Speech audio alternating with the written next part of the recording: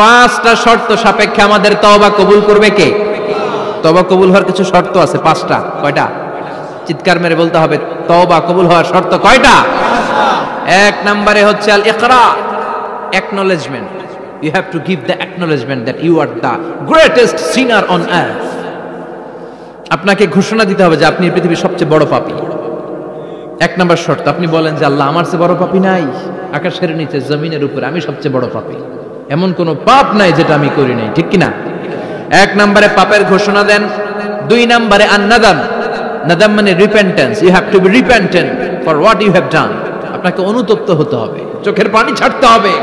আল্লাহ, আমি লজ্জিত, আল্লাহ আমি নাদান, আমি পিশাচ, আমারে মাফ করে দাও। তার মানে স্বীকার গেলেন কি অন্যায় করেছেন। দুই নম্বরে আপনি অনুতপ্ত হলেন। তিন নম্বরে স্টপ, যেই পাপ করতেছিলেন ওইটা থামান। Stop what you have done, যেটা করতেছিলেন আগে থামান। আপনি সুদ খাইছেন, অনুশোচনা আসলো, মাফও চাইতেছেন, আবার সুদও খাইতেছেন, হবে? আপনি ঘুষ খেয়েছেন, তওবা শুরু করলেন, আবার ঘুষও খেয়ে যাচ্ছেন, হবে? থামেন, স্টপ। তিনটা গেল। চার number, to hate what you have done, ঘৃণা করতে হবে, যে পাপটা করেছেন মন থেকে ওই পাপটাকে ঘৃণা করতে হবে। পাঁচ নাম্বার শর্ত হচ্ছে to determine that you never repeat this sin again in your life. আল্লাহর ওয়াদা দেন, কমিটমেন্ট দেন যে আল্লাহ, আমার জীবনে পারতপক্ষে এই পাপ জীবনেও করব না। চিৎকার করে বলেন ঠিক কিনা? তার মানে আপনি স্বীকার যান, তারপরে আপনি অনুতপ্ত হবেন, যে পাপ করেছেন থামিয়ে দিবেন, পাপটারে মন থেকে ঘৃণা করবেন, আর আল্লাহরে ওয়াদা দিবেন আল্লাহ আর করব না।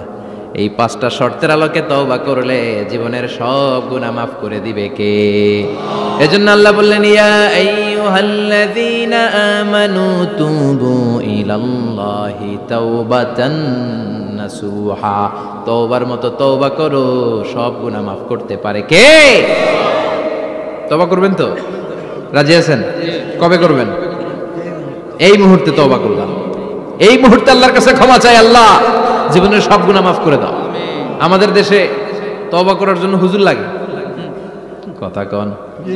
পীর সাহেব হুজুর, বড় হুজুর, ছোট হুজুর, হাফেজ সাহেব লাগে না? হাফেজ সাহেব, ইমাম সাহেব, এদের ছাড়া নাকি তওবা হয় না। না, এটা ভুয়া কথা। আপনি অনুতপ্ত হন, আপনি চোখের পানি ছাড়েন, আপনি আপনার রবরে বলেন, ক্ষমা করে দিবে কে? ইমাম সাহেব আসতে হবে, শর্ত না। পীর সাহেব হুজুর এসে হুজুরের হাতে হাত রেখে তওবা পড়তে হবে, শর্ত না। আপনার রবরে ডেকে চোখের পানি ছেড়ে ক্ষমা চান, ক্ষমা করবে কে? সব সময় 24/7 তওবার দরজা খোলা, দুইটা সময় ছাড়া। ভালো করে মনে রাখবেন, মুখস্থ ঠোঁটস্থ যেন থাকে। দুইটার সময় তওবা কবুল হয় না। চিৎকার করে বলেন কয় সময়? এক হলো বাদাল গারগারা, গারগারানি যখন আসে, মালাকুল মাউত যখন চলে আসে, মালাকুল মাউতরে যখন দেখে ফেলবেন তখন তওবা কবুল হবে নাকি? কথা কন? ফেরাউনের নাম শুনছেন? ওরা যখন আল্লাহ লোহিত সাগরে ডুবাইয়া পানি খাওয়াইতে লাগলো, পানি খাইতে খাইতে পেটটা হয়েছে এত বড়, আর পানি খাইতে পারেন। এরপর হাত তুলে কয় আনা মিনাল মুসলিমিন, কোরআনের আয়াত, আনা মিনাল, হাত তুলে কয় আমি মুসলমান। ফেরাউন না বলে মুসলমান, আমরা যেমন কই, কথা কন? ফেরাউন হাত তুলে কয় আনা মিনাল মুসলিমিন। আল্লাহ কয় টাইম ইজ আপ, দেরি করছস, অনেক সময় দিলাম, অনেক সুস্থ রেখেছি, ক্ষমতা দিয়েছি, দাপট দিয়েছি, তখন যদি ঘাটটা নত করে, মাথাটা নত করে একবার ক্ষমা চাইতি, ফেরাউন তোরেও ক্ষমা করে দিতাম। কিন্তু সময় শেষ হওয়ার পরে আমি মুসলমানদের অন্তর্ভুক্ত বললে কোনো লাভ হবে নাকি? আল্লাহ বলল সময় নাই, সময় শেষ। কারণ মুসা আলাইহিস সালামের চাচাতো ভাই অনেক দাওয়াত দিল, যাকাত দে, কারণ কে যাকাত দিব না, এই সম্পদ আমি কামাইছি, আল্লাহ দেয় নাই। মুসা আলাইহিস সালাম বললেন তাহলে আযাবের অপেক্ষা কর। আযাব চলে আসলো। আল্লাহ বলেন মুসা সেফ জোনে যাও, সরো, এখনই আযাব। ফাখাসাফনা বিহি ওয়া বিদারিহিল আরদ, পুরো ফাইমের জমিনটার আল্লাহ কাঁপিয়ে দিলেন, আর কারুনকে সহ পুরো সম্পত্তি তার জামিনের ভিতরে দাবিয়ে দিলেন।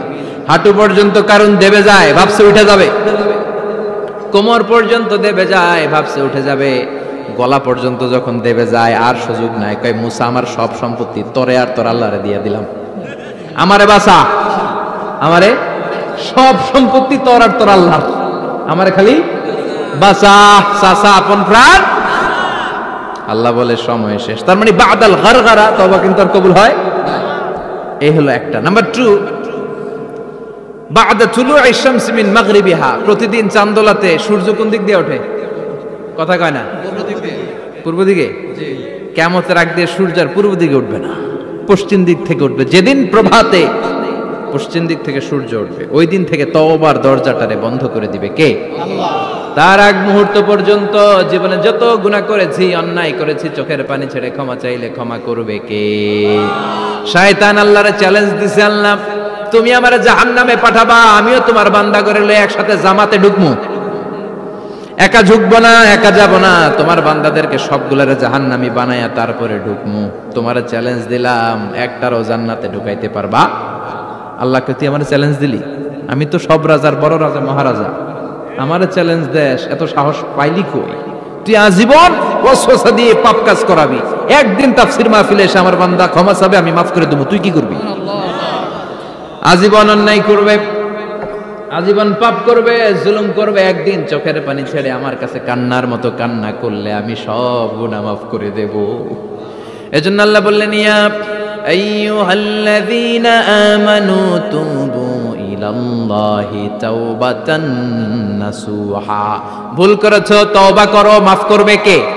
সাইয়েদনা আদম আলাইহিস সালাম ভুল করলেন, দুনিয়ায় এসে শত শত বছর কাঁদলেন, কিন্তু ক্ষমা হয় না। আল্লাহরে বললেন, আল্লাহ কি করলে ক্ষমা পাবো বলো? ফাতালাক্কা আদামু মির রাব্বিহি কালিমাতিন ফাতাবা আলাই। আল্লাহ বললেন, ও আদম, তোমারে কিছু কালেমা শিখাইয়া দেই, এই কালেমাগুলো দিয়ে আমার কাছে দোয়া করো, ক্ষমা করে দেব।